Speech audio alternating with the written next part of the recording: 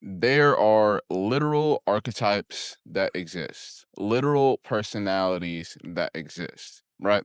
We've all seen the memes where, you have the nerd and the jock in high school, but there's so many more archetypes than that. There's the class clown, there's the guy who's just really creative at doing things, there's the guy who's just really good at art. There's all types of archetypes and personalities in people that you'll notice throughout school. And none of them are negative, right? There's nothing wrong with being smart. It's just that your way to success is going to be a little bit more different than a guy who's built to be an athlete. And once you realize that, you realize that it's okay to kind of accept every part of yourself. It's okay to be like, okay, I might be a pretty smart guy. Maybe I have something to improve on in a social aspect.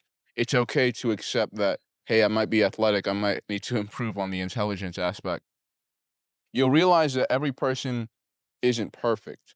And through those archetypes and personalities, everyone is born with talents and everyone is born with things they need to improve on. You start feeling less insecure about yourself, and you start realizing that this is a common thing that every person faces. And your job is to strengthen and sharpen your skills that you were born with, and this to the best of your abilities to kind of cover your bases and strengthen yourself in areas that you could use some improvement.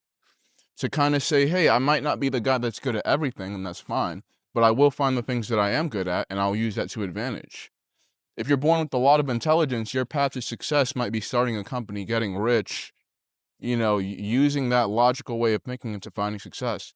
If you're an athlete, you might be better off trying to become an athletic player or, just in coaching in general. That might be your route. You don't need to listen to someone telling you, oh, you need to get this specific degree to make a lot of money. There's so many routes to make a lot of money and find your success, unlimited routes. You need to find it's best to find what you're good at and then find a way to grow in that respect.